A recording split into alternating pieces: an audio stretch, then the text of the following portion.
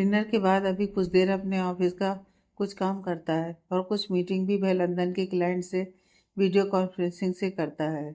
उसके बाद वह अपने रूम में जब जाता है तभी उसे इंद्राणी जी की बात याद आती है कि उसकी गैर मौजूदगी में ऋतु जी और रणविजय जी हर रोज इस कमरे में आकर बैठते थे और काफ़ी देर तक बात करके वहाँ से जाते थे। वह कुछ देर इस बात के बारे में सोचता है और फिर मुस्कुराते हुए ऋतु जी और रणविजय जी के कमरे में जाता है। वह दरवाज़ा नॉक करता है। ऋतु जी अंदर आने के लिए कहती हैं। अभी अंदर आता है तो रणविजय जी कहते हैं, अभी वहाँ क्या कर रहे हो खड़े होकर, यहाँ आओ ना। ऋतु जी कहती हैं, क्या बात है अभी, कुछ ज़रूरी बात है क्या? रणविजय जी कहते हैं, देखो अभी तुम्हें आए हुए ज़्यादा समय नहीं हुआ है और अगर तुम यहाँ बात करने के लिए आए हो कि तुम कल सुबह वापस जा रहे हो तो मैं बिल्कुल भी ऐसा नहीं होने दूंगा और मैं किसी की बात भी नहीं सुनूंगा। रितु जी की तरफ तिरछी नज़रों से देखते हुए कहते हैं। अभी मुस्कुराते हुए कहता है, डैड रिलैक्स, ऐसा कुछ भी नहीं है। मैंने सोचा कि थोड़ा आप लोगों के साथ बैठकर बात कर लूं। वैसे भी अभी आप लोगों के सोने का समय तो नहीं हुआ है ना? रणविजय जी खुश होकर कहते हैं, हाँ बिल्कुल बैठो ना, तुम खड़े क्यों हो? अभी उनके पास बिस्तर पर चला जाता है। वह रितु जी की गोद में सिर रखकर आराम से लेट जाता है और अपने एक हाथ से रणविजय जी का हाथ पकड़ लेता है और कहता है, डैड आप लोगों को यह लग रहा होगा कि मैं हर बात पर ये क्यों कह रहा हूँ कि मैंने ये मिस किया, वह मिस किया, बट लिटरली मैंने ना बहुत कुछ मिस किया और सबसे ज़्यादा आप दोनों को मिस किया। मुझे पता है तुम्हें यह बात बताने की ज़रूरत नहीं है, रणविजय जी कहते हैं। अभी कहता है, वैसे मैंने मिस किया ये तो मैं आप लोगों को बता देता हूँ, लेकिन आप लोग नहीं बताते हो मुझे, शायद आप लोगों ने मुझे मिस नहीं किया। रणविजय जी कहते हैं, ये बोलोगे ना तो अब मैं चला जाऊंगा और अपने साथ तुम्हारी मम को भी ले जाऊंगा, फिर पता चलेगा तुम्हें। अभी इस बात पर हंसने लगता है और कहता है, बिल्कुल नहीं, ना तो मैं कहीं जाऊंगा और ना ही आप लोगों को कहीं जाने दूंगा। रोशनी अपने ऑफिस में काम कर रही होती है, तभी उसका फ़ोन बजता है। वो मीना जी का कॉल होता है। मीना जी कहती हैं, बेटा वह जो कार घर पर होती है जिससे हम लोग ईशान बाबा को उनके स्कूल से लेकर आते हैं, उनके ड्राइवर के बच्चे की तबीयत थोड़ी खराब हो गई है, तो वह पूछ रहे थे गाड़ी लेकर जाने के लिए, तो माँ जी ने दे दिया है। तो अब ईशान बाबा को आप अगर फ्री हो तो ले आइए या फिर आप कहें तो मैं ले आऊँगी। रोशनी कहती है, नहीं अभी ऑफिस में कोई काम नहीं है, मैं खुद जाकर ले आऊँगी, आप परेशान मत होइए। मीना जी कहती हैं, ठीक है। रोशनी ईशान को लेने के लिए उसके स्कूल जाती है, लेकिन उसे पहुंचते पहुंचते काफ़ी देर हो जाती है तो सारे बच्चे जा चुके होते हैं। वह ईशान उदास सा बैठा हुआ होता है। रोशनी जब उसे देखती है तो उसे काफ़ी बुरा लगता है, लेकिन ईशान जैसे ही अपनी माँ को देखता है तो वह खुश हो जाता है और कहता है, मम्मा आज आप लेने आए हो मुझे? रोशनी कहती है, हाँ बिल्कुल, लेकिन देर हो गई ना। ईशान कहता है, मम्मा आप लेने आए हो, मैं बहुत खुश हो गया। ड्राइवर ईशान का बैग पकड़ लेता है और वह आगे आगे चल रहा होता है। रोशनी ईशान का हाथ पकड़कर चल रही होती है क्योंकि गाड़ी थोड़ी आगे पार्किंग में होती है। तभी रोशनी का फोन आ जाता है और वह सड़क के किनारे खड़े होकर बात करने लगती है। एक हाथ से उसने ईशान का हाथ पकड़ा हुआ होता है। सड़क के दूसरी तरफ ईशान को फुटपाथ पर खिलौने बेचने वाला दिखता है। वह रोशनी के दुपट्टे को खींचकर कहने की कोशिश करता है, लेकिन रोशनी कुछ अर्जेंट ऑफिस की बात कर रही होती है, इसलिए वह ध्यान नहीं देती। वह इधर उधर देखता है तो उसे कोई भी नजर नहीं आता। दोपहर का समय होता है और सड़क पर ज्यादा गाड़ियां भी नजर नहीं आ रही होती हैं। ईशान काफी होशियारी से अपनी गले की वाटर बोतल को निकालता है और वह रोशनी के हाथ में पकड़ा देता है और खुद सड़क पार करने लगता है। तभी एक गाड़ी जो कि काफी तेजी से आ रही होती है, वह जब अकेले इस तरह से नन्हे बच्चे को सड़क पार करते हुए देखती है तो तुरंत ही रुक जाती है। लेकिन ईशान घबराकर तब तक गिर चुका होता है और उसके घुटने छिल जाते हैं। वह अपने घुटने को देखकर रोने लगता है। गाड़ी में अभी होता है। वह जब इस तरह सड़क पर बच्चे को गिरे हुए देखता है तो वह काफी परेशान हो जाता है। वह तुरंत गाड़ी से बाहर आता है और उस बच्चे के पास जाता है और अपने घुटनों पर बैठ जाता है और उसके घुटनों से जब इस तरह से खून निकलता हुआ देखता है तो वह तुरंत अपने पॉकेट से अपना रुमाल निकालता है और उस बच्चे के पैर में बांध देता है। फिर बच्चे को अपने एक पैर पर बिठाकर प्यार से कहता है, दर्द हो रहा है क्या? वह अपना सिर हाँ में हिला देता है। अभी तुरंत उसके आंसुओं को पोंछता है और प्यार से कहता है, नहीं नहीं, अच्छे बच्चे नहीं रोते ना। ईशान अपना चेहरा हाँ में हिला देता है। अभी कहता है, आप ऐसे सड़क पर क्यों भाग रहे हो? आपके साथ कोई नहीं है? ईशान सड़क की दूसरी तरफ खड़ी रोशनी की तरफ इशारा करता है और कहता है, वहाँ मेरी मम्मा है। अभी उधर देखता है तो रोशनी दूसरी तरफ पलटकर फोन पर बात कर रही होती है। अभी इसे गुस्से से अपने जबड़े को कस लेता है, मुट्ठियों को भींच लेता है। तो ईशान कहता है, आप गुस्सा कर रहे हो? अभी अपने चेहरे को नॉर्मल करके कहता है, नहीं मैं गुस्सा नहीं कर रहा। आप यहाँ पर कैसे आ गए? ईशान माँ के खिलौने वाले की तरफ दिखाता है और कहता है, मुझे टेडी बियर चाहिए था ना। अभी कहता है, ठीक है, मैं आपको दिलाता हूँ। वो खड़ा हो जाता है और उसे गोद में ले लेता है और खिलौने वाले के पास जाकर कहता है, कौन सा चाहिए? ईशान कहता है, थैंक यू अंकल, लेकिन मैं नहीं ले सकता। मम्मा ने स्ट्रेंजर से कुछ भी लेने से मना किया है। अभी कहता है, तो मैं कोई स्ट्रेंजर्स तो हूँ नहीं। ईशान अपनी छोटी छोटी आंखों से, जिनकी पलकें अभी भी आंसू से भीगी होती हैं, हैरानी से उसकी तरफ देखकर कहता है, तो फिर कौन है आप? अभी थोड़ा सोचता है, फिर कहता है, मैं तो आपका फ्रेंड हूं ना। ईशान अपना सर नामे हिलाकर कहता है, लेकिन फिर भी मम्मा ने मना किया है। अभी कहता है, आपकी मम्मा यहीं पर है ना? तो हम आपके लिए पहले आपका फेवरेट टेडी बेयर ले लेते हैं और फिर आपकी मम्मा को दिखा देंगे, ठीक है? ईशान कुछ भी नहीं बोल रहा होता है। रोशनी जब अपना कॉल कट करती है, तभी वह देखती है कि ईशान वहाँ नहीं है और उसके हाथ में बोतल है। रोशनी परेशान सी इधर उधर देखने लगती है। तभी वो सड़क की दूसरी तरफ एक आदमी की गोद में उसे देखकर काफी गुस्से में वह वहां जाती है। अभी ईशान के मना करने के बावजूद टेडी बियर लेकर दे चुका होता है। ईशान रोशनी को देखता है तो खुश होकर मम्मा बोलता है। रोशनी गुस्से में कहती है, ये क्या तरीका है? आपने मेरे बच्चे को गोद में क्यों उठाया हुआ है? अभी उसकी आवाज़ सुनकर थोड़ा हैरान होता है, लेकिन बिना कुछ सोचे हुए जब पलटता है और दोनों की नजरें एक दूसरे के चेहरे पर हो जाती हैं, तो दोनों हैरानी से एक दूसरे के चेहरे पर देखते हुए रह जाते हैं और जैसे ही दोनों के ही सब उनके गले में अटक जाते हैं। ईशान अभी के गाल पर हाथ रखकर कहता है, ये मेरी मम्मा है। दोनों की नज़र एक दूसरे से हटती है। ईशान कहता है, मम्मा ये मेरे फ्रेंड है। तभी वहाँ पर रोशनी का ड्राइवर आ जाता है और कहता है, मैडम मैं गाड़ी में तब से आपका वेट कर रहा हूँ। रोशनी अपना सिर हाँ में हिला देती है। ईशान अपने हाथ में टेडी बियर पकड़े हुए अभी को उसे नीचे उतारने के लिए कहता है। अभी उसे नीचे उतार देता है। रोशनी तुरंत उसको गोद में उठा लेती है और बिना कुछ बोले वहां से जाने लगती है। अभी भी बस किसी पुतले की तरह उसी जगह पर खड़ा होता है।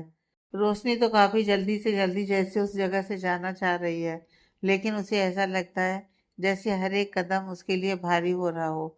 वह पलट कर देखती है तो अभिमन्यु अब तक इस जगह पर खड़ा बस उन दोनों को देख रहा होता है। रोशनी की आंखें भर जाती हैं और कुछ ही पल में वह अभी की नज़रों से ओझल हो जाती है। अभिमन्यु के लिए यह समझना मुश्किल हो रहा होता है कि अभी कुछ ही समय में क्या हुआ और क्या यह सब कुछ हकीकत है या वह कोई सपना देख रहा है। रोशनी ईशान को अपनी गोद में लेकर चली जाती है। अभिमन्यु अभी भी उसी जगह पर खड़ा होकर उन लोगों को जाता हुआ देख रहा होता है। तभी उसे वो खिलौने वाला कहता है, साहब मेरे पैसे। अभी उसकी तरफ देखता है और अपनी पॉकेट से पैसे निकाल कर देता है। उसका फोन बजने लगता है। वह बात करते हुए अपनी कार में बैठ जाता है और वहां से निकल जाता है। रोशनी भी अपनी कार में बैठी होती है। उसकी आंखों में आंसू भरे होते हैं। ईशान उसके टेडी बेयर को काफी प्यार से पकड़े हुए होता है। वह कहता है, मम्मा आपने देखा, वह मेरे फ्रेंड है और देखो ना, मेरे पैर में चोट लग गई, उन्होंने इसमें पट्टी बांधी और वो ठीक हो गई। रोशनी का उसकी बात पर ध्यान जाता है और उसमें घुटनों को देखती है तो घबराते हुए उसे पकड़ लेती है और कहती है, ये कैसे लगी और आप उनके पास कैसे गए? ईशान हल्का मुस्कुराता है और कहता है, ओ मम्मा, आप फोन पर बात कर रहे थे ना, तो मैंने टेडी बियर देखा, तो फिर मैं भागता हुआ गया और मैं गिर गया। तभी वह मेरे फ्रेंड उन्होंने मुझे बचा लिया और मेरे पैर पे ये लगा दिया। आपको पता है इससे बहुत सारा ब्लड आ रहा था। रोशनी उस रुमाल को खोलने लगती है तो ईशान अपनी आंखें बंद करके कहता है, नहीं मम्मा, दर्द होगा, मेरे फ्रेंड ने अच्छे से बांधा है। रोशनी कहती है, एक बार देखने तो दो। नो नो मम्मा, ईशान अपना पैर दूसरी तरफ करके कहता है। रोशनी कहती है, अच्छा ठीक है, आप ये बताओ कि आपकी इतनी जल्दी उनसे फ्रेंडशिप कैसे हो गई। ईशान कहता है, उन्होंने कहा कि मैं उनका फ्रेंड हूँ। रोशनी मुस्कुरा देती है। ईशान टेडी बियर को पकड़े हुए आराम से बैठा होता है। फिर वह कहता है, मम्मा मुझे नींद आ रही है, मैं आपकी गोद में सो जाऊं। रोशनी अपना सिर हाँ में हिला देती है। वह उसके जूते को उतार देती है और वह उसे गोद में लिटा लेती है। ईशान अब भी टेडी बियर को पकड़े हुए होता है। रोशनी अपना सिर पीछे सीट पर टिका देती है। उसकी आंखें भरी हुई होती हैं। वह कहती है, हर बार आप मेरे बच्चे को बचा लेते हो, लेकिन आप तो लंदन में थे ना, यहाँ कैसे? मेरी वजह से शायद आपका यहाँ रहना मुश्किल हो गया था, तभी इतने दिनों के बाद आप वापस आए हैं। और शायद आते ही मैं आपको दिख गई। मैं हर बार आपकी लाइफ में ना प्रॉब्लम की वजह बन जाती हूँ। रोशनी अपनी आंखें बंद कर लेती है। उसकी आंखों से आंसू बहने लगते हैं। अभी कार ड्राइव कर रहा होता है और उसके सामने बार बार रोशनी का ही चेहरा आ रहा होता है। वह कितनी भी कोशिश करता है कि वह अपना दिमाग उस तरफ से हटा सके, लेकिन फिर भी वह रोशनी के ख्यालों से बाहर नहीं आ रहा था। वह गाड़ी रोक देता है और गुस्से से अपने हाथ से स्टीयरिंग पर मारता है और कहता है, क्यों क्यों मैं उसको अपने दिमाग से नहीं निकाल पाता हूँ। पिछले 2.5 सालों से जब वह मेरे आसपास भी नहीं थी, फिर भी मैं उसे भूल नहीं पा रहा था, और आज एक बार फिर से उसे देखकर मेरा दिमाग खराब हो रहा है। क्यों मैं अपने दिमाग को नहीं समझ पाता हूँ कि वह भूलने के लिए है। तभी अब मन्नू को वह मासूम सा चेहरा याद आने लगता है। वह भरे गले से कहता है, इसका मतलब वह मेरा लिटिल मास्टर था। मेरा लिटिल मास्टर, जिसको मैं अपने सीने से लगाने के लिए तड़प रहा था। आज मैंने उसको अपने सीने से लगाया, लेकिन मैं अपने लिटिल मास्टर को कैसे पहचान नहीं पाया। वो कितने अपनेपन से मुझसे मिला। उसके दिल ने शायद मुझे पहचान लिया, और मैं हमेशा यही स्टूपिड वाली हरकतें करता हूँ, जिस वजह से वह मुझसे दूर हो जाता है। कितना बड़ा हो गया है और पहले से भी ज़्यादा क्यूट हो गया है। काश मैं उस समय ये समझ पाता तो कुछ देर और मैं उसके साथ बिता पाता। अब मन्नू के चेहरे पर हल्की मुस्कुराहट आ जाती है। तभी अब मन्नू का फोन बजने लगता है। वह देखता है तो रितु जी का कॉल होता है। वह अपने आप से कहता है, अभी ये तुझे क्या हो रहा है? तुझे अपने आप पर कंट्रोल करने की ज़रूरत है। तुझे पता है ना, पिछली बार इन लोगों की वजह से कितना सब कुछ हुआ था। तूने अपने पेरेंट्स को कितना हर्ट किया था। इस बार तुझे ऐसा कुछ नहीं करना है। तुझे अपने आप को संभालना है। अभी एक बार गहरी सांस लेता है और फिर रितु जी से बात करने लगता है। रोशनी जब घर आती है तो ईशान उसकी गोद में ही सो रहा होता है। वह एक हाथ से उसको अपने कंधे पर सुलाई हुई पकड़ी होती है और दूसरे हाथ में उसका वह टेडी बियर होता है। मीना जी उनको देखती हैं तो मुस्कुराते हुए कहती हैं, काफी देर ना हो गई रोशनी? जरूर दोनों घूमने गए होंगे। रोशनी कोई जवाब नहीं देती। वह चुपचाप से बस अपने कमरे में ईशान को लेकर चली जाती है। ड्राइवर आकर ईशान का बैग और बोतल मीना जी को दे देता है। मीना जी को समझ में नहीं आता कि अचानक से रोशनी को क्या हुआ। करुणा जी भी उसको कमरे में जाते हुए देखती हैं तो आवाज देती हैं, लेकिन रोशनी उनकी बात का कोई जवाब नहीं देती है। वह अपने कमरे में आ जाती है। ईशान को बिस्तर पर लिटाकर वह दरवाज़ा बंद कर देती है और वह ईशान के पास ही बैठ जाती है। तभी वह उसके घुटनों में बंधा मन्नू का रुमाल देखती है और उसे धीरे धीरे खोलती है। ईशान के पैर हल्के छिले हुए होते हैं। रोशनी कहती है, मैं हमेशा इसे तकलीफ देती हूँ और अब मन्नू हमेशा ही इसकी तकलीफ को ठीक कर देते हैं। वो रुमाल निकालकर साइड में रख देती हैं और ड्रॉर से दवा निकालकर उसके जख्मों पर लगा देती हैं और ईशान के बालों को सहलाते हुए कहती हैं, पता नहीं अम्मन्यु, मैं आपके इतने एहसानों को कैसे चुकाऊंगी। एक बार नहीं, न जाने कितनी बार आपने मेरे बच्चे की जान बचाई है और उसके बदले में मैंने आपको उससे दूर कर दिया। कर्णा जी रोशनी के ऐसे बिहेवियर से थोड़ा परेशान हो जाती हैं, क्योंकि जब से वह ईशान को लेकर आई होती है तब से वह कमरे में ही होती है। एक दो बार मीना जी जाकर दरवाज़ा नॉक कर चुकी होती हैं, लेकिन रोशनी कोई भी जवाब नहीं देती। कर्णा जी धड़क को उस तरफ आते हुए देखती हैं तो वह कहती हैं, क्या हो गया है रोशनी को? जब से आई है तब से कुछ परेशान सी लग रही है। धरा कहती है, मैं भी गई थी दीदी के कमरे के बाहर। मैंने भी नॉक किया, लेकिन उन्होंने कोई जवाब नहीं दिया। कर्णा जी कहती हैं, मोहित को फ़ोन करके पूछो ना ऑफिस में कुछ हुआ है क्या, जिस वजह से वह इतनी परेशान है। क्योंकि इन 1 साल में आज तक कभी भी ऐसा नहीं हुआ है। वह थोड़ी बहुत परेशान भी होती है, लेकिन नॉर्मल हो जाती है। आज पिछले 2-3 घंटों से वह कमरे के बाहर नहीं आई है, और ईशान वह भी तो नहीं आया है। तभी ईशान वहाँ पर दौड़ते हुए आ जाता है। उसके हाथ में वही टेडी बियर होता है। कर्णा जी उसको देखती हैं तो मुस्कुराते हुए कहती हैं, ओह मेरा बच्चा आ गया। ईशान मुस्कुराकर कहता है, हाँ नानी माँ, और आपको पता है आज क्या हुआ?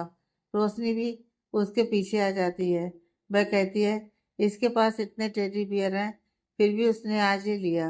कर्णा जी कहती हैं, बच्चों को तो यही होता है। रोशनी मीना जी की तरफ देखकर कहती है, आज इसे गार्डन में ले जाइए, थोड़ी देर खेल लेगा, और उसके घुटनों का ध्यान रखिएगा, उसमें थोड़ी चोट लग गई है। मीना जी अपना सिर हाँ में हिला देती हैं और वे ईशान को लेकर चली जाती हैं। कर्णा जी परेशान होकर कहती हैं, चोट कैसे लगी चोट?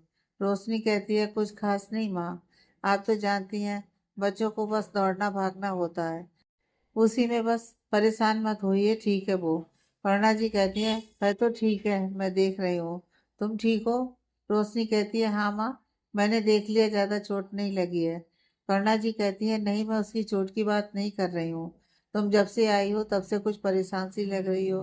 मैंने धरा को कहा कि वह मोहित से फ़ोन करके पूछे कि ऑफिस में कोई टेंशन है क्या। रोशनी कहती है, नहीं माँ, ज़्यादा नहीं, थोड़ी बहुत टेंशन है, और कोई बात नहीं। आपने अपनी दवा ली? धरा, तुमने माँ को दवा दे दिया ना? धरा अपना सिर हाँ में हिला देती है। रोशनी कहती है, मैं ऑफिस जा रही हूँ, मैं ईशान के साथ आ गई थी, वह सो रहा था तो मैं भी पता नहीं कैसे सो गई। कर्णा जी अपना सिर हाँ में हिला देती हैं। रोशनी वहाँ से चली जाती है। धरा कहती है, माँ आज दी को देखकर ऐसा क्यों लग रहा है कि जैसे उन्होंने झूठ बोला। कर्णा जी कहती हैं, लगा तो मुझे भी, लेकिन हैरान नहीं हूँ, क्योंकि उसने अपने दर्द को छुपाना सीख लिया है। अब वो इतनी आसानी से कुछ दिखाएगी भी नहीं। धरा कहती है, माँ क्या हम लोग उनके लिए कुछ भी नहीं करेंगे? क्या सब कुछ ऐसे ही चलता रहेगा? कर्णा जी कहती हैं, मैं जानती हूँ कि तुम क्या बात कर रही हो, लेकिन फिलहाल मैं इन सब के बारे में बात नहीं करना चाहती, क्योंकि मैं जानती हूँ कि इन सब के बारे में बात करने से रोशनी को तकलीफ होती है। जरा कुछ कहना चाहती है तो करुणा जी अपना सर नामे हिला देती हैं और वहां से चली जाती हैं। अभी अपने केबिन में बैठा काम कर रहा होता है। तभी सलोनी वहां पर अभी के लिए कॉफ़ी लेकर आती है।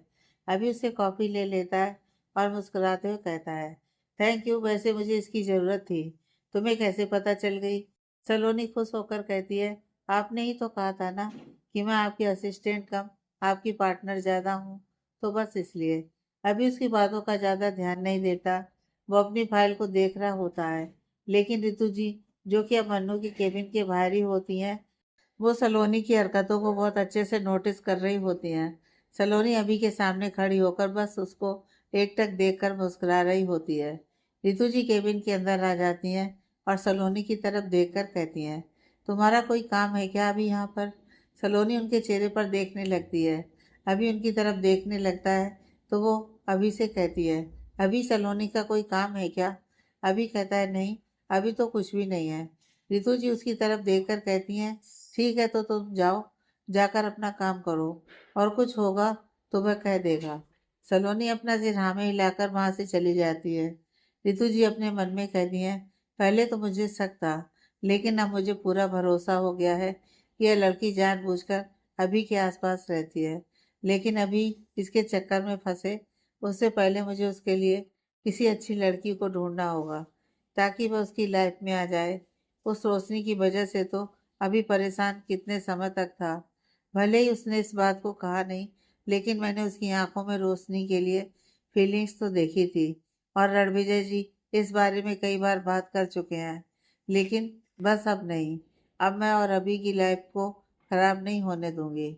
अभी रितु जी की तरफ देखता है और कहता है, क्या बात है मम, आप क्या सोच रही हैं? रितु जी कहती हैं, कुछ खास नहीं, बस सोच रही हूँ कि अब तुम आ गए हो वापस तो कुछ इम्पोर्टेंट काम मैं अपने कर लूँ। अभी कहता है, ऑफ कोर्स मैम, आप बताइए, मैं कर देता हूँ। रितु जी कहती है, मैं बताऊंगी तुम्हें, अभी नहीं, जब करना होगा तब। अभी अपना सिर हाँ में हिला देता है और वह अपना काम करने लगता है। रोशनी अपने ऑफिस की मीटिंग में होती है। वहाँ उसके ऑफिस के सारे एम्प्लॉयज़ होते हैं। उसका मैनेजर कहता है, मैम, अगर हम इसके कुछ शेयर्स को सेल नहीं करेंगे तो फिर हमारी कंपनी के लिए भारी मुसीबत हो सकती है। हमें बहुत ज़्यादा लॉस हो सकता है। रोशनी कहती है, तो इसके बारे में हमारे और एक्सपीरियंसेस लोगों का क्या कहना है? वहाँ मौजूद एक सीनियर एम्प्लॉय कहते हैं, मैम, मुझे लगता है कि हमें ज़रूर ऐसा करना चाहिए ताकि हम थोड़ा सा शेयर सेल करके कंपनी की ग्रोथ अच्छे से कर सकें, और जब सब कुछ सही हो जाए तो हम सही समय आने पर वापस से शेयर को बाय कर सकते हैं। मोहित कहता है, मैं आपकी बातों से एग्री करता हूँ, लेकिन आपने पिछली बार भी यही बात की थी, और जिस वजह से हमारी कंपनी के 25% शेयर ऑलरेडी सेल हो चुके हैं। अब सिर्फ 75 बचे हैं। उनमें भी अभी की कंडीशन को देखते हुए हमें 25% सेल करने होंगे। इसके बाद सिर्फ 50% ही बचेगा, और उसके बाद कंपनी को वापस से सही रखना, ये मुझे नहीं लगता कि पॉसिबल हो पाएगा। रोशनी कहती है, मेरी इस मीटिंग को बुलाने का आज का मकसद यही है कि हम सब कुछ अच्छे से डिस्कस करें और कंपनी के लिए जो सबसे ज़रूरी है वही करें। सभी काफ़ी देर इन सब पर डिस्कस करते हैं और फाइनल कंक्लूजन निकलता है कि कंपनी का 25% तो सेल करना ही होगा ताकि कंपनी का ग्रोथ हो सके, क्योंकि अगर वह कंपनी 25% सेल नहीं करते तो फिर कंपनी के जो भी शेयर्स बचे हैं वह ख़त्म होने में बिल्कुल भी समय नहीं लगेगा। रोशनी कहती है, ठीक है, अगर कंपनी के प्रॉफिट के लिए यही सही है तो हम यही करेंगे, लेकिन ये जो 25% सेल करना है वह मैं अपने शेयर से सेल करूंगी। मोहित कहता है, लेकिन पिछली बार भी आपने अपने शेयर से 15% शेयर सेल किए थे, और अभी भी आप 25% करेंगी तो आपके सिर्फ 10% शेयर बचेंगे ना। रोशनी कहती है, कोई प्रॉब्लम नहीं है, कंपनी के लिए जो सही होगा वह मैं करूंगी। आप लोग पेपर रेडी करवाइए। वैसे कौन कौन सी कंपनी है जो हमारे शेयर्स लेने के लिए रेडी है? एक एम्प्लॉय कहता है, अभी तो एक ही कंपनी है जो इतनी परेशानी के बीच भी सबसे अच्छे से चल रही है, सिंघानिया इंडस्ट्रीज। अगर हम कहें अब मनु सिंघानिया की कंपनी तो यह भी गलत नहीं होगा। जिस समय से उन्होंने इस कंपनी को अपने हाथों में लिया है, इसकी ग्रोथ बहुत ही अच्छी हुई है, और मुझे तो लगता है कि हमें उनके साथ काम करके बहुत कुछ सीखने को भी मिलेगा। एक दूसरा एम्प्लॉय कहता है। ये सुनते ही रोशनी की आंखों के सामने अभिमन्यु का चेहरा आने लगता है। वो अपनी पुरानी यादों में खो जाती है। उसे बिल्कुल भी इस बात का एहसास नहीं होता कि वह वहाँ एक मीटिंग में बैठी हुई है। मैनेजर कहता है, मैम, तो फिर हम उनके साथ आपकी मीटिंग के लिए अपॉइंटमेंट ले लें? रोशनी उनकी बातों को सुनती नहीं है और बस अपना सर हाँ में हिला देती है। मोहित रोशनी का चेहरा देखकर समझ जाता है कि वो कुछ सोच रही है, तो वह उसके हाथ को हिलाते हुए कहता है, दी, वो कुछ कह रहे हैं। रोशनी अपना सिर हाँ में हिलाती है और वह मैनेजर की तरफ देखकर कहती है, तो फिर जो पेपर रेडी करवाने हैं वह करवाइए, और जो भी सही एक्शन लेने हैं हमारी कंपनी के फायदे के लिए वह कीजिए। ये बोलकर वह अपनी जगह से खड़ी हो जाती है और एक्सक्यूज मी बोलकर वहां से चली जाती है। अभी अपने मीटिंग रूम में होता है और वह सलोनी से कहता है, नेक्स्ट मीटिंग किनके साथ है? मैंने शेड्यूल देखा था तो बैक टू बैक मेरी मीटिंग थी ना। सलोनी कहती है, यस सर, वह मेहरा इंडस्ट्री से मिसिस मेहरा के साथ है। वो उस कंपनी के 25% शेयर हम लोग खरीद रहे हैं ना, तो उसी के बारे में डिस्कस करने के लिए ये मीटिंग है। अभी हैरानी से उसके चेहरे पर देखने लगता है और कहता है, ये कौन है? मैंने इनके बारे में पहले कभी सुना नहीं है। सलोनी कहती है, कुछ दिन पहले ही वो उस कंपनी की सीईओ बनी है, शायद 1 साल पहले, और आपकी गैर मौजूदगी में इस कंपनी के साथ हमारे बिजनेस डील्स काफ़ी सारे हुए हैं। अभी अपना सिर हाँ में हिला देता है और कहता है, कब तक आएंगे वो लोग? सलोनी कहती है, सर, वह लोग वेट कर रहे हैं, हम आपके ऑर्डर का वेट कर रहे थे। अभी कहता है, कुछ भी करते हो तुम लोग, किसी को इस तरह से वेट क्यों करवा रहे हो? जब मैं यहाँ पर मीटिंग के लिए बैठा ही हूँ तो तुम्हें उन्हें मीटिंग के लिए भेज देना चाहिए था ना। सलोनी कहती है, वो सर, हमें लगा कि शायद आप थोड़ा थक गए होंगे तो। अभी कहता है, अब समय बर्बाद मत करो, उन्हें बुलवाओ। सलोनी अपना सिर हाँ में हिला देती है और वह वहाँ से चली जाती है। रोशनी वेटिंग रूम में बैठकर इंतजार कर रही होती है। उसकी धड़कनें पहले से ही बढ़ी हुई होती हैं। जब सुबह में उसे पता चलता है कि वह अब मन्नू से मिलने जा रही है, तभी से वह भी परेशान हो जाती है। वह मोहित से कहती है कि वह जाकर मिल ले, लेकिन मोहित मना कर देता है और कहता है, मैं मिलकर भी क्या करूँगा? पेपर्स तो आपको ही साइन करने होंगे ना? हाँ, मैं आपके साथ चल सकता हूँ। रोशनी कहती है, लेकिन आज माँ को डॉक्टर के पास लेकर जाना है। तो एक काम करो, तुम उन्हें लेकर चले जाओ, मैं जाकर मीटिंग कर लूँगी। मोहित कहता है, आर यू श्योर दी? कोई प्रॉब्लम तो नहीं होगी ना? रोशनी कहती है, नहीं, कोई प्रॉब्लम नहीं होगी। अब मैं इतनी मजबूत बन गई हूँ, कोई बात नहीं है। रोशनी अपनी फाइल देख रही होती है, तभी सलोनी वहाँ आती है और कहती है, I am very sorry ma'am, आपको वेट करना पड़ा, बट सर की मीटिंग जस्ट अभी ख़त्म हुई है, तो इसलिए। रोशनी कहती है, कोई बात नहीं, मैं समझ सकती हूँ।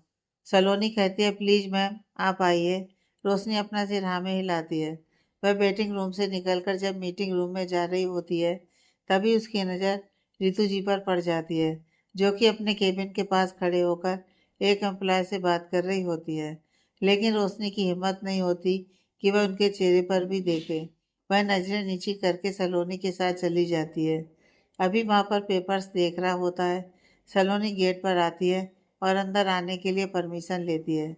अभी उसको अंदर आने के लिए कहता है और बिना सामने की तरफ देखे हुए अपनी जगह से खड़ा हो जाता है। तब तक रोशनी और सलोनी भी वहाँ पहुँच जाती हैं। अभी हल्की मुस्कुराहट रखकर अपना हाथ आगे बढ़ाता है, लेकिन जैसे ही वह रोशनी के चेहरे पर देखता है, तो उसके चेहरे की मुस्कुराहट ही खत्म हो जाती है। सलोनी कहती है, सर यह है मिसिज मेहरा, मेहरा इंडस्ट्रीज की CEO, and Mrs Mehra, he is Mr Abhimanyu Singhania. Roshni अभी के साथ हैंडशेक कर लेती है। दोनों की नज़रें एक दूसरे पर ही होती हैं। दोनों एक दूसरे से बात नहीं कर रहे होते हैं, लेकिन दोनों की आंखें जैसे एक दूसरे से कई सवाल कर रही होती हैं। अभी रोशनी की इस नए परिचय के बारे में जैसे जानने के लिए बेचैन हो रहा होता है, और रोशनी के पास इन सवालों का कोई जवाब नहीं है, ऐसा बता रही होती है। वह दोनों ही खड़े होते हैं, तभी रोशनी के साथ जो उनके मैनेजर आते हैं, वह भी वहाँ पर आ जाते हैं और अभी उनको बैठने के लिए कहता है।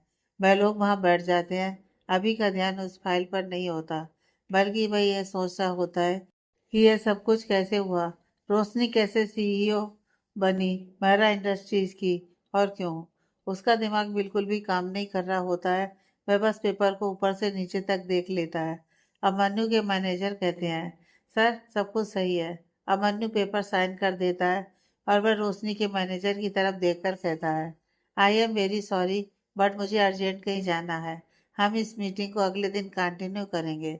वैसे मैं खुद आपके ऑफिस में आना चाहूँगा। उसका मैनेजर कहता है, okay sir, of course. Abhimanyu अपनी जगह से खड़ा हो जाता है। उसके खड़े होते ही बाकी सभी खड़े हो जाते हैं। सलोनी कुछ कहना चाहती है, लेकिन अभी मीटिंग रूम से निकल जाता है। अभिमन्यु के मैनेजर कहते हैं, एक्चुअली सर का पूरे दिन बहुत ही ज़्यादा बिजी है ना, तो इसलिए। आई होप आप लोग समझेंगे। रोशनी कहती है, कोई बात नहीं है, हम समझ सकते हैं। वह अपने मैनेजर की तरफ इशारा करती है, तो वह लोग भी वहाँ से निकल जाते हैं। अभी अपने केबिन में आ जाता है। वह बहुत ही ज़्यादा परेशान होता है। तभी वह रोशनी को अपने केबिन के पास से निकलते हुए देखता है। रोशनी भी उसके केबिन की तरफ ही देख रही होती है। दोनों की नज़रें एक दूसरे पर जाती हैं और रोशनी के कदम अपने आप ही रुक जाते हैं। अभी जो कि अपने केबिन के दरवाजे पर ही खड़ा होता है और दरवाजे के उस पार रोशनी होती है। वह दरवाज़ा जैसे उनके बीच की दूरियों को बयान कर रहा होता है, और चाह कर भी ना तो रोशनी अंदर आ सकती और ना ही अभिमन्यु बाहर जा सकता। कुछ देर तक दोनों बस एक दूसरे को देखते रहते हैं। तभी सलोनी वहाँ पर आती है और रोशनी से कहती है, एक्सक्यूज़ मी मैम। रोशनी अपनी नज़रें उधर से हटाती है और वह वहाँ से चली जाती है। अभी भी अपनी चेयर की तरफ आ जाता है, लेकिन वह खड़ा ही होता है। सलोनी कहती है, सर अब नेक्स्ट मीटिंग के लिए आपको मल्होत्रा इंडस्ट्रीज जाना है। अभी कुछ सोचते हुए कहता है, ओके, वैसे मुझे कुछ डिटेल चाहिए। सलोनी कहती है, यस सर, कहिए ना। अभिमन्यु कहता है, यह मेरा इंडस्ट्रीज की सीईओ, मतलब तुमने कहा था कि जो आज आई थी वो 1 साल पहले इस कंपनी की सीईओ बनी है, जबकि इस कंपनी के ऑनर तो मिस्टर वरुण मेहरा और उनकी वाइफ शेफाली मेहरा थी ना। सलोनी कहती है, यस सर, बट लगभग 1 साल पहले एक कार एक्सीडेंट में उन दोनों की डेथ हो गई है और काफ़ी पहले ही उनकी कंपनी के 50% शेयर उन्होंने मिसिज रोशनी मेहरा के नाम कर दिए थे और अब वह लोग रहे ही नहीं तो बाकी सारी कंपनी वही संभालती हैं। यह सुनते ही अभी काफ़ी हैरान हो जाता है। उसे समझ में ही नहीं आता कि वह अब क्या कहे। उसे यहाँ पर आए हुए इतने दिन हो गए और किसी ने उसे इस बारे में कुछ भी नहीं बताया। वह कुछ सोचने लगता है। सलोनी कहती है, सर क्या हुआ? अभी कहता है, कुछ नहीं, मैं चलता हूँ, मुझे मीटिंग के लिए जाना है ना। वह वहाँ से काफ़ी तेज कदमों से निकल जाता है। जब वह पार्किंग में पहुँचता है तो देखता है रोशनी अपनी कार के पास खड़ी है। उसकी नज़र अभिमन्यु पर जाती है तो वह उसे देखने लगती है। अभी तेज कदमों से उसके पास जाता है और कहता है, मुझे पता ही नहीं था कि वरुण और शेफाली, मतलब कैसे ये सब? रोशनी कहती है, हाँ 1 साल पहले ही। तभी अब मन्नू को ध्यान आता है कि सभी रोशनी को मिसिस मेहरा बुला रहे हैं। उसका चेहरा वापस से सख्त हो जाता है। वह कहता है, वैसे तुम्हारा सरनेम तुम पर बहुत सूट करता है मिसिस मेहरा। आखिर उन लोगों की तरह ही तो तुम भी हो। वैसे लोग अपने नाम के अनुसार होते हैं, लेकिन तुम्हें तुम्हारी हरकत के अनुसार नाम मिला है। तुम्हें काफ़ी खुशी भी हो रही होगी कि जो नाम तुम चाहती थी, जो इतने समय से नहीं मिला, जिस नाम की वजह से तुमने धोखा करने से पहले एक बार भी नहीं सोचा और अब मिल गया। उन लोगों के जाने से तुम्हें काफ़ी फायदा हुआ है ना। पूरी प्रॉपर्टी तुम्हारे नाम, वह बच्चा तुम्हारा, सब कुछ तो तुम्हारा ही हो गया है और सब पर राज कर रही हो। एक मिनट, कहीं ऐसा तो नहीं कि तुमने ही उन दोनों को अपने रास्ते से हटाया? वैसे भी काफ़ी पहले उन लोगों ने अपने प्रॉपर्टी का 50% शेयर तो तुम्हारे नाम कर ही दिया था। तो तुम्हारे लिए उन लोगों को अपने रास्ते से हटाना मुश्किल नहीं था और इससे तुम्हें बहुत ज़्यादा फायदा भी होता। वैसे किसी को विश्वास हो ना हो, लेकिन मुझे ऐसा लगता है कि उसके पीछे तुम हो सकती हो। रोशनी को बिल्कुल भी भरोसा नहीं होता कि अभिमन्यु उससे ऐसा कुछ कह रहा है, लेकिन फिर भी वह समझ रही होती है कि अभी उससे इस तरह से नफरत करते हैं कि उनका ये सब कुछ कहना बिल्कुल जायज़ है। रोशनी कुछ भी नहीं बोलती है, बस उसकी आंखों में आंसू आ जाते हैं। अभी कहता है, ओह, तुम आज तक नहीं बदली। तुम्हें किसी ने सच्चाई बताई तो आंखों से आंसू आने लगे। खैर, उनके सामने आंसुओं को दिखाना जिनको इससे कुछ फर्क पड़ता होगा, मुझे तो नहीं पड़ता। वैसे बहुत खुशी हुई मिसिज मेहरा आपसे मिलकर। वैसे मुलाकात तो होती ही रहेगी, क्योंकि अब आपकी कंपनी का 25% शेयर होल्डर हूँ मैं। रोशनी कुछ भी नहीं बोलती है और वह कार में बैठ जाती है और वहाँ से निकल जाती है।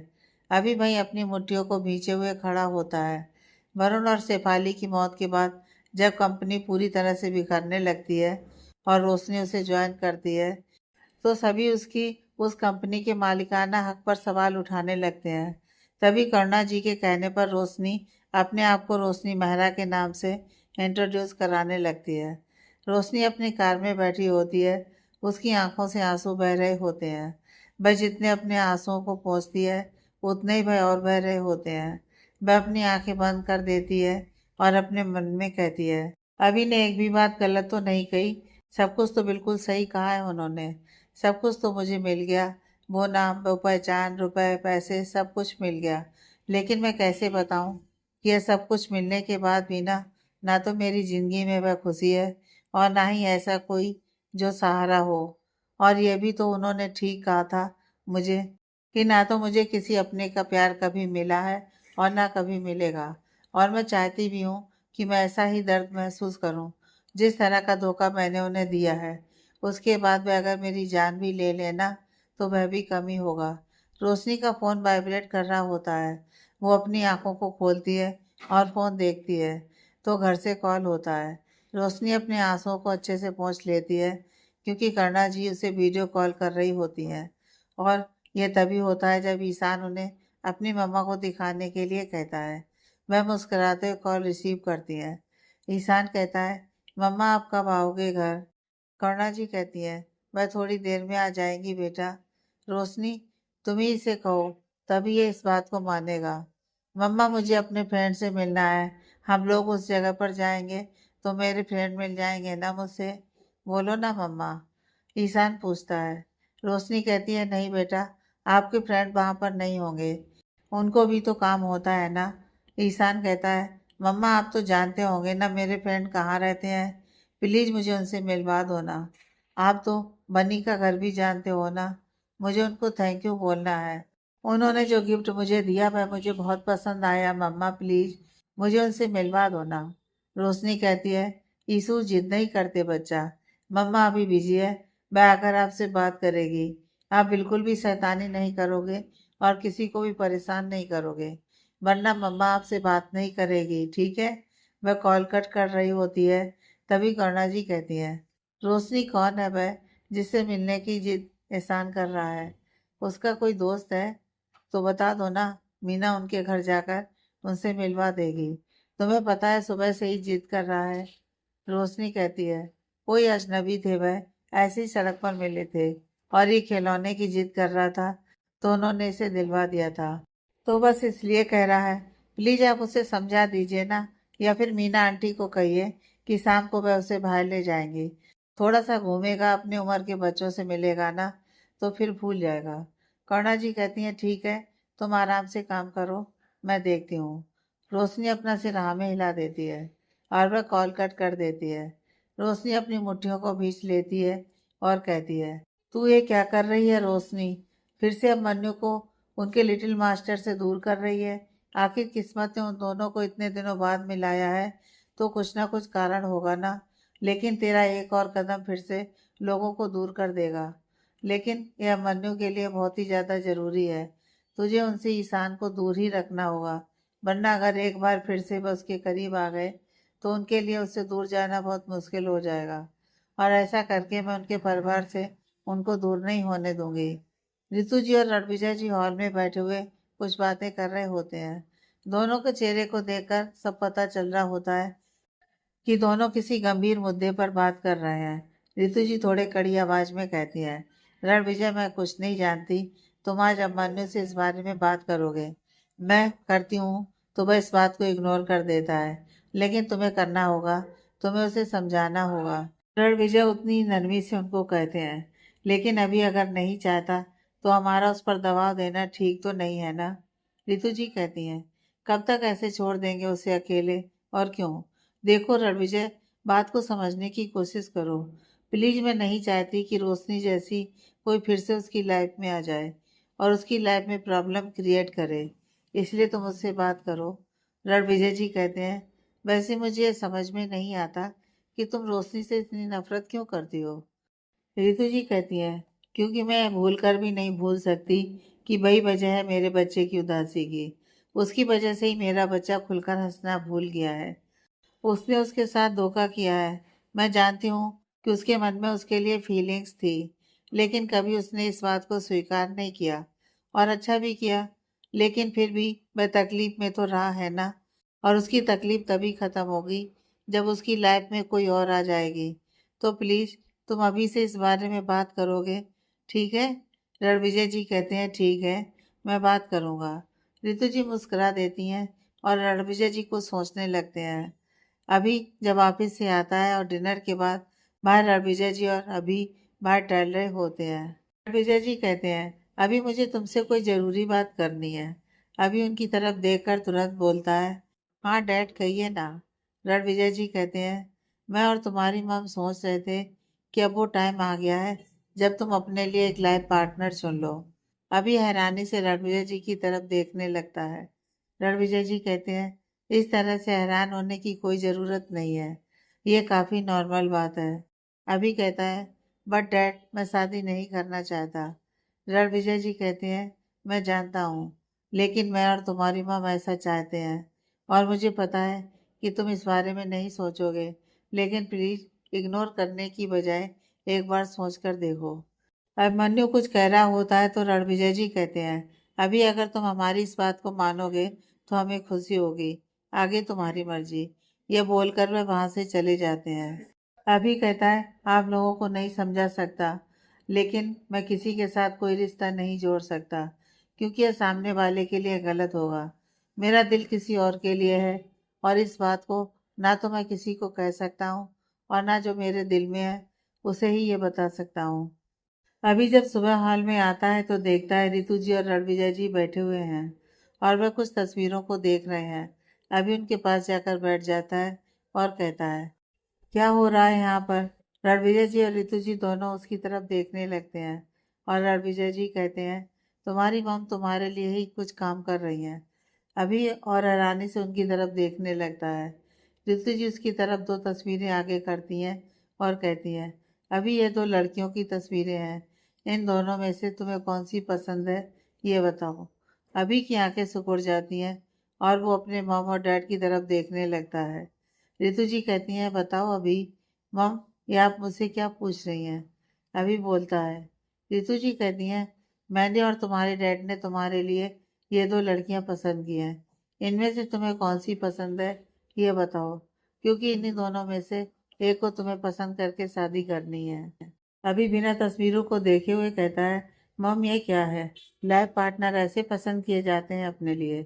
ऋतु जी उसके चेहरे पर देखने लगती हैं तो अभी कहता है, मम क्या सिर्फ तस्वीरें देखकर मैं डिसाइड कर लूं कि किसी के साथ मुझे लाइफ टाइम रहना है? ऋतु जी कहती हैं, अभी बातें मत बनाओ तुम तो किसी को पसंद नहीं कर रहे हो और मैं तुम्हारे लिए पसंद कर रही हूँ, तो तुम उसे देखकर अप्रूव नहीं कर रहे हो। अभी कहता है, मम मैंने डैड से भी ये बात कही थी कि मैं इन सब में अभी नहीं उलझना चाहता हूँ। रितु जी कहती हैं, इसमें उलझने की क्या बात है? मैं चाहती हूँ कि तुम्हारी लाइफ में कोई हो और हम लोग निश्चिंत हों, कोई तुम्हारी केयर करे बस। अभी थोड़ी नाराजगी से कहता है, मम मैं अपनी केयर करने के लिए काफ़ी हूँ और मम अगर आप लोग चाहते हैं कि मैं परेशान ना हूँ तो आप लोग प्लीज़ मुझसे इस सब के बारे में मत पूछिए। रितु जी कहती हैं, ठीक है, तो तुम ऐसी तस्वीरों को देखकर डिसाइड नहीं करोगे तो मिल लो ना। अभी अपना चेहरा बनाने लगता है। रितु जी कहती हैं, हमारे लिए मिल लो प्लीज। अभी कुछ कह रहा होता है तो रणविजय जी कहते हैं, अभी अब क्या इतनी सी हमारी बात नहीं मानोगे तुम? अभी उनके चेहरे पर कुछ देर चुपचाप देखता है और फिर कहता है, ठीक है, जैसा आप लोग ठीक समझे। वो वहां से उठकर अपने कमरे में वापस चला जाता है। रणविजय जी कहते हैं, पता नहीं इसका क्या होगा। रितु जी काफी खुशी से कहती हैं, प्रोग्रेस हो रही है ना? पहले मना कर रहा था, फिर तस्वीर भी नहीं देखी, अब कम से कम मिलने के लिए तैयार तो हो गया। रणविजय जी कहते हैं, लेकिन मुझे उसके बिहेवियर से लग नहीं रहा कि वह शादी के लिए तैयार भी होगा। रितु जी कहती हैं, जरूर होगा, और नहीं होगा तो हम लोग उसे तैयार करेंगे, ठीक है? रणविजय जी कहते हैं, हाँ, इसमें तो मैं बिल्कुल भी पीछे नहीं हटने वाला हूँ। मैं उसे शादी के लिए मनवाकर ही रहूंगा। रितु जी मुस्कुराकर अपना सिर हाँ में हिला देती हैं। अभी अपने ऑफिस में कुछ डील्स की फाइल देख रहा होता है, तभी उसके सामने मेहरा इंडस्ट्रीज की डील की फाइल आती है। उसको देखते हुए वह कुछ सोचता है और सलोनी को अपने केबिन में बुलाता है। सलोनी काफी खुश होकर जाती है और कहती है, यस सर। अभी कहता है, मुझे मेहरा इंडस्ट्रीज के बारे में सारी डिटेल चाहिए। सलोनी कहती है, सर उसमें कौन सी बड़ी बात है, 2 मिनट लगेगा, मैं सब कुछ अभी निकाल कर ले आती हूँ। अभी कहता है, जो सबको पता है सिर्फ वही नहीं, जो किसी को नहीं पता है वह भी मुझे A to Z चाहिए, और उनकी करंट कंडीशन के बारे में ही नहीं, इससे पहले की भी, और उसके अंदर क्लाइंट और बिजनेस पार्टनर के बारे में भी। ये सब बोलते हुए अभी के चेहरे पर एक अलग ही बेचैनी होती है। सलोनी थोड़ी हैरानी से अभी की तरफ देख रही होती है। अभी कहता है, जल्द से जल्द। सलोनी अपना सिर हाँ में हिला देती है और वहां से चली जाती है। अभी परेशान सा अपने केबिन में इधर से उधर तक तक घूम रहा होता है। थोड़ी देर बाद सलोनी वहां पर आती है और कहती है, सर सारी डिटेल मिल गई है। अभी कहता है, मेरा सबसे पहला सवाल यह है कि रोशनी यानी मिसेज मेहरा, वह कैसे बनी इस कंपनी की CEO, और उनके शेयर कैसे हैं उस कंपनी में? क्योंकि जहाँ तक मैं जानता हूँ, वरुण मेहरा की वाइफ शेफाली मेहरा थी, तो फिर ये मिसेज मेहरा? सलोनी बताती है, सर एक्चुअली लगभग 2 साल पहले ही मिस्टर और मिसेज मेहरा ने अपनी कंपनी के 50% शेयर रोशनी मेहरा के नाम कर दिए थे। उस समय वह एक्टिव नहीं थी कंपनी में, लेकिन उन दोनों की एक्सीडेंट में डेथ हो जाने के बाद उन्होंने कंपनी की जिम्मेदारी ली और तभी से वह मिसेज मेहरा के नाम से उस कंपनी की CEO है। और हैरान करने वाली बात यह है कि स्टार्टिंग में वह सिर्फ रोशनी के नाम से ही थी, बट कुछ समय बाद जब कंपनी के अंदर ही उनका विरोध होने लगा और कुछ लोग चीट करने की कोशिश करने लगे, तब उन्होंने यह नाम लिया। वैसे इन्होंने इस कंपनी को बचाने के लिए बहुत मेहनत की है। कितने अपने पर्सनल शेयर्स बेच चुकी हैं, लेकिन कंपनी मुझे नहीं लगता कि बचेगी। 25% शेयर्स हम ले चुके हैं। इससे पहले हमारी कंपनी ने इनकी थोड़ी हेल्प की थी और भी ये मार्केट से काफ़ी लोन ले चुके हैं, तो मुझे नहीं लगता कि ये ज़्यादा समय तक रह पाएगी। अभी ये सब सुनकर थोड़ा हैरान होता है और कहता है, मेरी मीटिंग अरेंज करवाओ मिसेज मेहरा के साथ, अभी के अभी। सलोनी थोड़ी हिचकिचाहट से कहती है, सर इतनी जल्दी? अभी कहता है, हम उनके शेयर्स खरीद रहे हैं, जबकि कोई भी उनके शेयर्स में दिलचस्पी नहीं दिखा रहा है। वह ज़रूर हमसे मीटिंग के लिए तैयार होंगी। मैं निकल रहा हूँ। वहाँ जाकर मैं कोई भी अननेसेसरी फॉर्मेलिटी नहीं चाहूँगा। सलोनी अपना सर हाँ में हिला देती है। अभी उसी वक्त वहाँ से निकल जाता है। रोशनी अपने ऑफिस में ही होती है। उसे अभी के आने के बारे में इन्फॉर्म किया जाता है, तो वो उसी बारे में सोचकर परेशान हो रही होती है, क्योंकि अभी का सामना करना उसके लिए आसान नहीं होता है। वो इसी बारे में सोच सोच कर अपने केबिन में इधर से उधर टहल रही होती है। तभी वहाँ पर मीना जी आती हैं और उनके साथ ईशान भी होता है। रोशनी उन दोनों को देखकर और ज़्यादा हैरान होती है। वो कुछ पूछती उससे पहले ही मीना जी कहती हैं, वह क्या है बेटा, कि ये बहुत तंग कर रहा था और जिद कर रहा था आपसे मिलने की। हम यहीं पास में ही आए थे, तो हमने सोचा कि आपसे मिलवा ही दें। रोशनी ईशान को गोद में ले लेती है और कहती है, ईशु क्यों तंग कर रहे हो आंटी को? ईशान अपना मासूम सा चेहरा और मासूम बना लेता है और कहता है, मम्मा मुझे आपकी याद आ रही थी ना। रोशनी उसके बालों को अपने हाथ से संवारते हुए कहती है, तो बच्चा मम्मा यहाँ काम के लिए आती है ना, आपसे तो फिर शाम को मिलती है ना।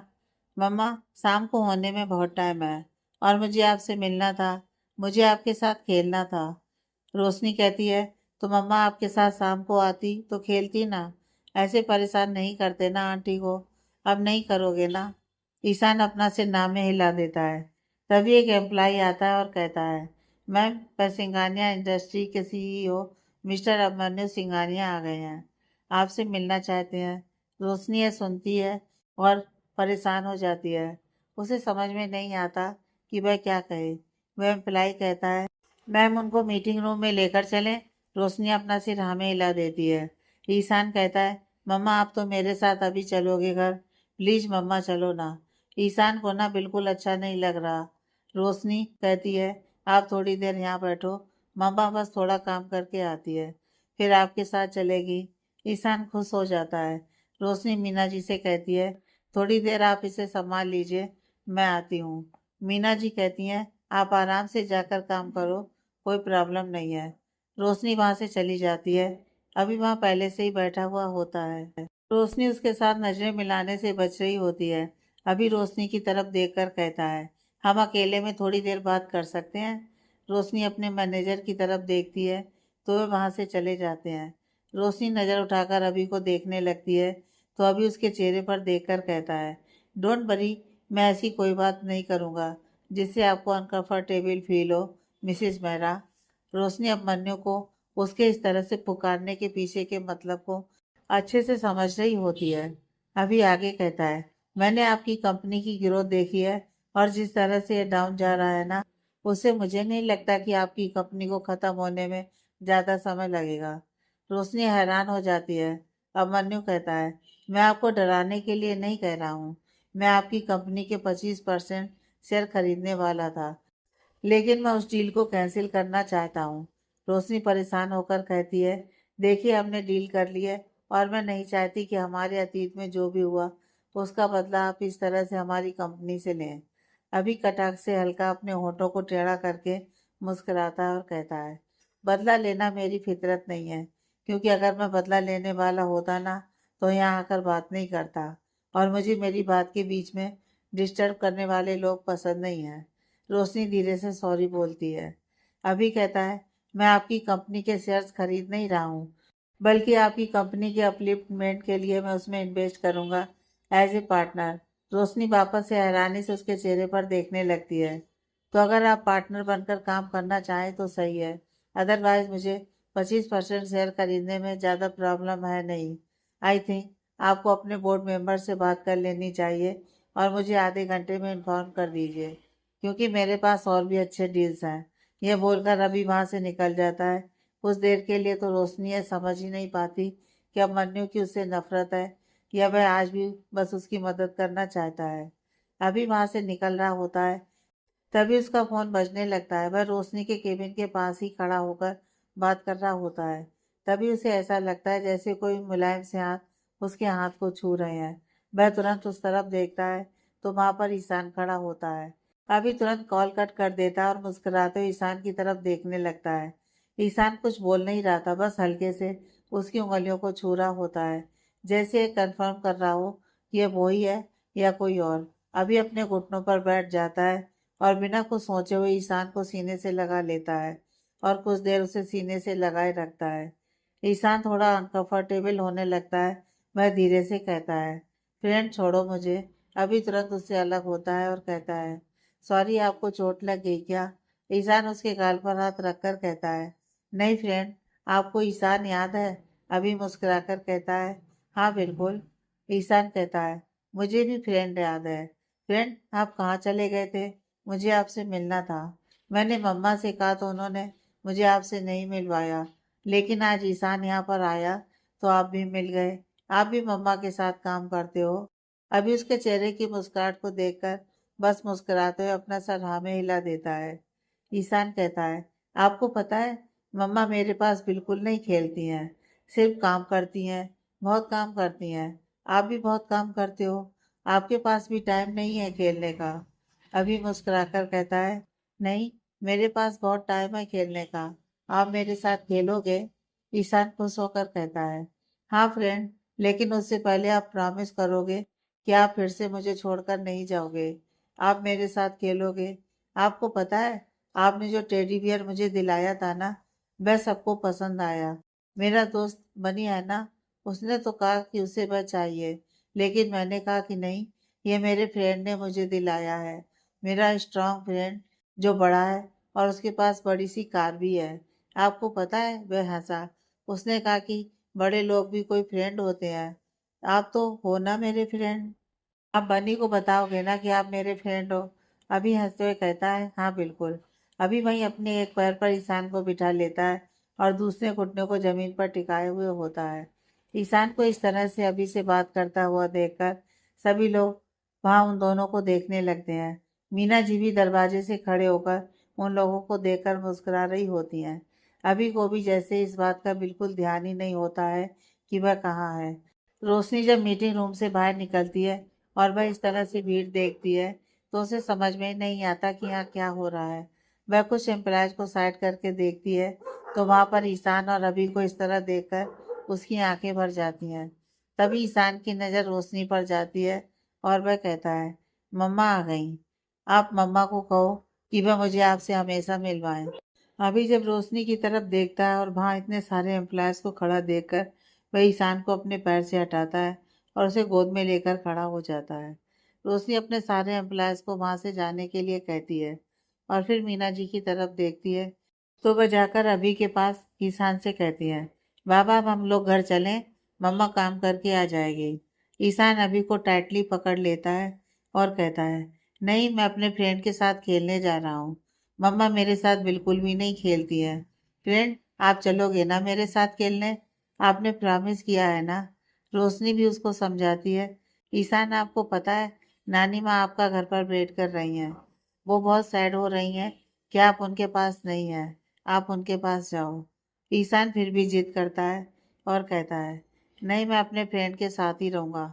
मुझे अपने फ्रेंड के साथ खेलना है और बनी से मिलवाना भी है अपने फ्रेंड को। वह मेरा मजाक बनाता है और कहता है कि मैं झूठ बोलता हूँ। मैं झूठ नहीं बोलता हूँ ना। मुझे अपने फ्रेंड को उसके पास लेकर जाना है। रोशनी को समझ में ही नहीं आता कि वह क्या करे, तो वह चुपचाप अभी के चेहरे पर देखने लगती है।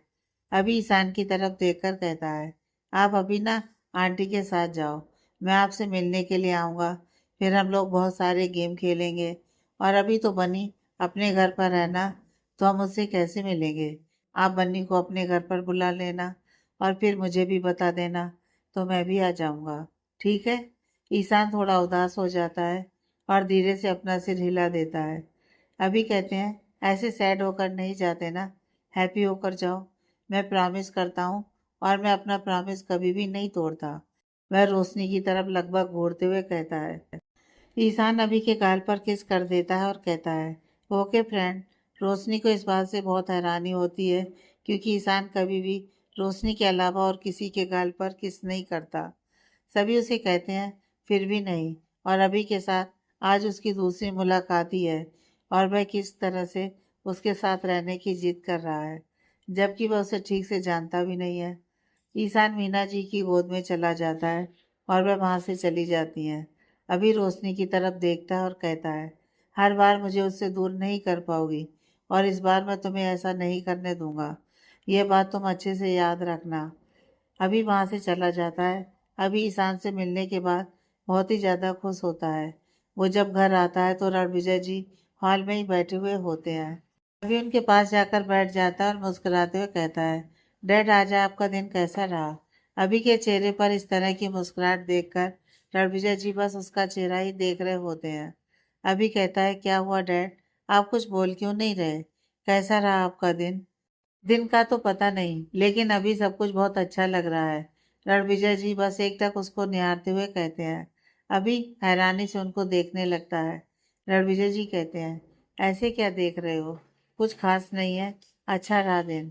वैसे मैं सोच रहा था कि तुम्हारे मॉम के साथ मैं अपने एक फ्रेंड के यहाँ मुंबई चला जाऊँ। काफ़ी समय से वहीं पर है और मुझे भी बुला रहा है।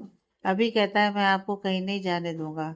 मुझे आपके साथ रहना है। ये बोलकर वह उनके कंधे पर सर रख लेता है और कहता है, डैड कभी कभी हम जिस खुशी को सोचते हैं कि वो हमें कभी नहीं मिलेगी, वह खुशी भी अचानक हमें मिल जाती है ना। रणविजय जी कहते हैं, क्या बात है, आज ऐसी बातें क्यों कर रहे हो? अभी कहता है, नहीं बस ऐसे ही कह रहा हूँ। रितु जी किसी से फ़ोन पर बात करते हुए आती है। हाँ ठीक है, मैं कह दूंगी। नहीं, आप इस बात के लिए बिल्कुल निश्चिंत रहिए। ठीक है। वह कॉल कट करती हैं और दोनों को इस तरह देखकर मुस्कुराते हुए बैठ जाती हैं और कहती हैं, क्या बात है, क्या बातें हो रही हैं दोनों के बीच? अभी अपने डैड के कंधे से सर उठा लेता है और फिर ठीक से बैठ जाता है और कहता है, कुछ नहीं मॉम। रणविजय जी कहते हैं, हमारी छोड़ो, तुम क्या खास बात कर रही थी, ये बताओ।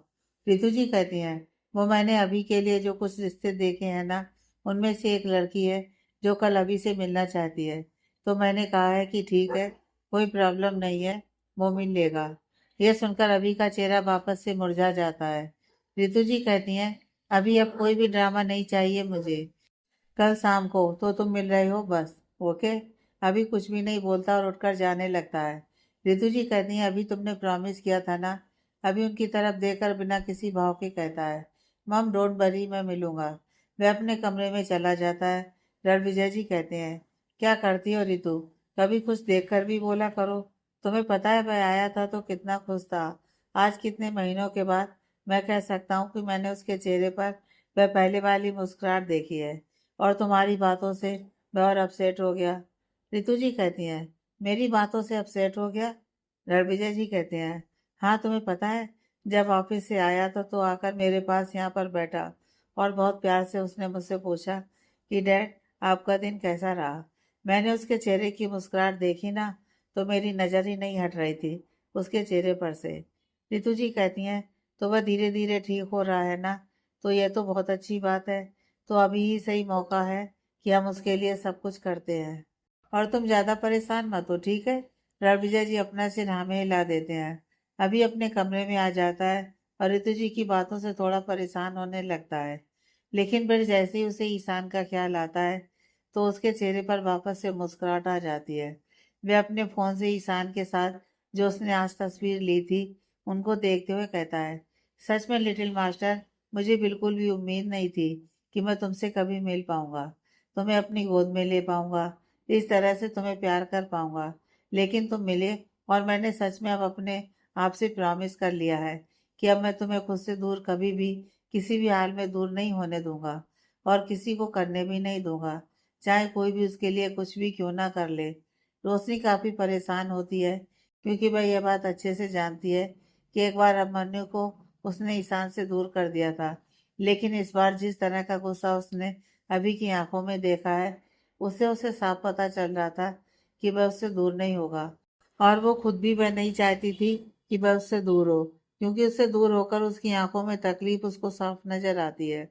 रोशनी को यह बातें भी परेशान करती हैं कि कितना कुछ होने के बाद भी अभी उसके लिए इतना कुछ कर रहा है। वह अपने आप से कहती है, पता नहीं कुछ लोग दिल के इतने अच्छे क्यों होते हैं कि हम उनके साथ कुछ भी गलत कर लें, लेकिन वह हमारे साथ कभी कुछ भी गलत नहीं करते। इनफैक्ट उन्हें मौका मिलता भी है फिर भी वह अच्छा ही करते हैं। रोशनी अपने कमरे में होती है, तभी वह बाहर से करुणा जी की थोड़ी गुस्से की आवाज़ सुनती है। वह बाहर जाती हैं तो वह मोहित पर गुस्सा कर रही होती हैं और कहती हैं, तुम्हें कोई भी हक नहीं है किसी के जीवन का फैसला लेने का। और ठीक है, तुम कह रहे हो कि मैं सेल्फिश हूँ, तो मैं हूँ सेल्फिश, लेकिन मैं रोशनी पर दबाव बिल्कुल नहीं डालूंगी कि वह किसी से भी शादी कर ले। मोहित कहता है, माँ, आप ये गलत कर रही हैं।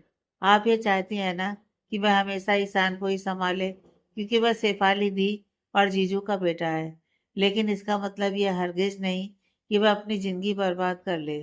वह भी अपनी लाइफ में एक फैमिली डिज़र्व करती है, एक ऐसा लाइफ पार्टनर डिज़र्व करती है जो कि उनका ख्याल रखे। लेकिन नहीं, आप ऐसा कुछ बिल्कुल भी नहीं होने देना चाहती हैं। आपको अच्छे से ये पता है कि अगर आप कहेंगी तो वह ज़रूर इसके लिए तैयार हो जाएगी, लेकिन आप कहेंगी ही नहीं। करुणा जी कहती हैं, हाँ, मैं नहीं कहूँगी। तुम्हें कोई परेशानी है? अगर है तो तुम यहाँ से चले जाओ। मैंने तुम्हें नहीं कहा है यहाँ रुकने के लिए। करुणा जी गुस्से से वहाँ से चली जाती हैं। मोहित वहीं पर बैठ जाता है। आगे की कहानी नेक्स्ट पार्ट में।